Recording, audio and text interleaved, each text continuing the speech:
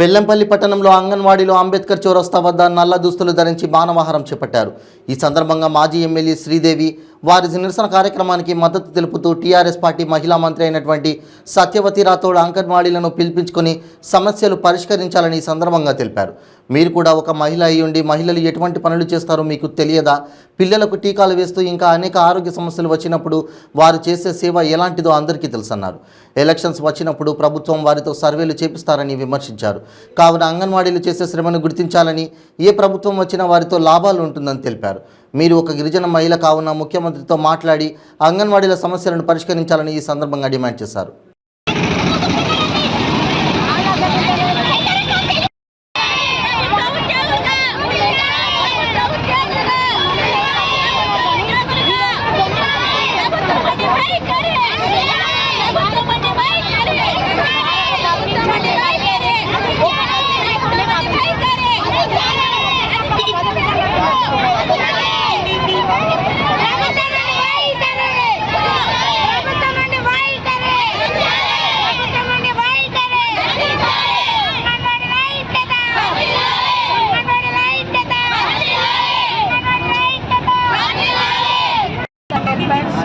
మేమందరం కలిసి 11వ తారీఖు నుంచి స్టార్ట్ చేసాము సమ్మె. ఈరోజు 15 రోజులు అయింది.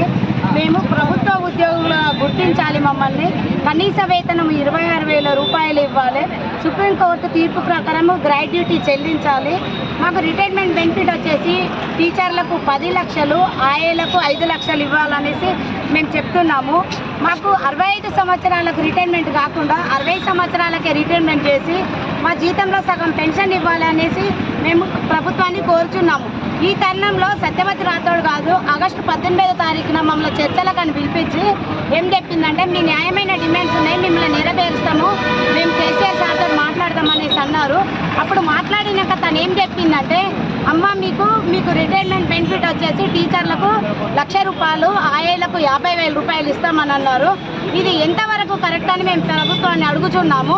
మాకు వచ్చేసి మన పట్టి ఖర్చులకు అనేసి టీచర్లకు 20,000 రూపాయలు, ఆయేలకు 10,000 ఇచ్చారు. ఇది ఎంతవరకు సబబు అనేసి మేము అడుగుతున్నాము.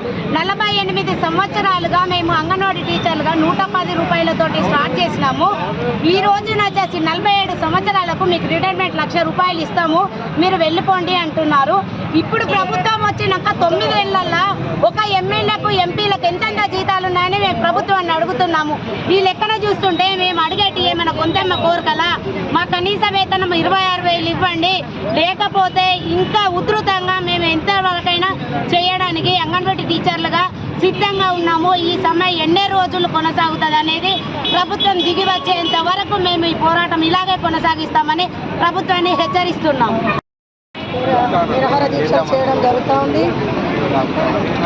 అలాగే మీరు చేస్తున్నటువంటి డిమాండ్లను తప్పకుండా సీఎం గారు నెరవేర్చాలని ఈ సందర్భంగా తెలియజేస్తామా.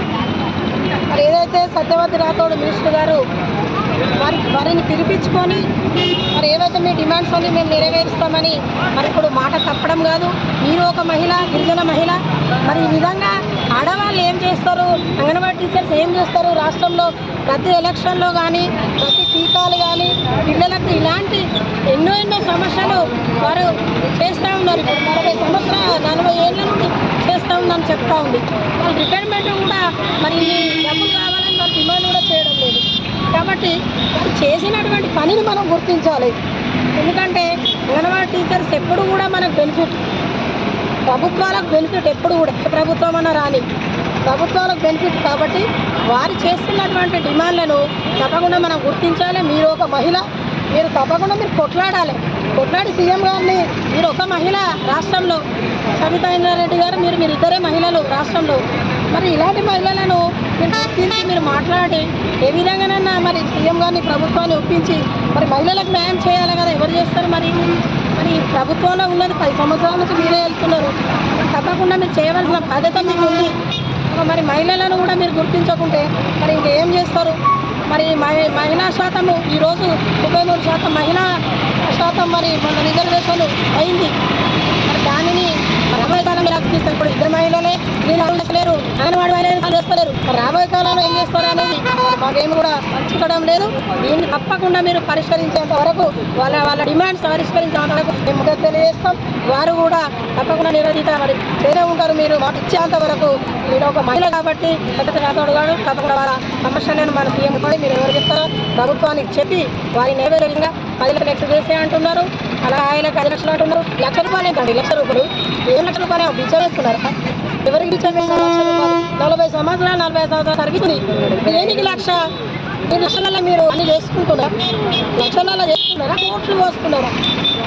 ఆలోచించండి, ఆలోచించి పని చేయండి ప్రభుత్వాలు. ఒకటి మరి దీనిని మరి వారు వారు ఒప్పుకోరు, మేము కూడా ఒప్పుకోవడం కూడా. కాబట్టి వారికి ఇచ్చే ఏ డిమాండ్ ఉందో దాన్ని సానుకూలంగా పరిష్కరించి వాళ్ళ ఫలితానికి మీరు మరి మాట్లాడి తెగతింపులు చేస్తారని ఈ సందర్భంగా మేము తెలియజేస్తున్నాం. ఉన్నటువంటి ప్రతి ఒక్కరు కూడా రాష్ట్రంలో ఉన్నటువంటి ఆయా కార్యాలయంగా మేము మద్దతు చేసి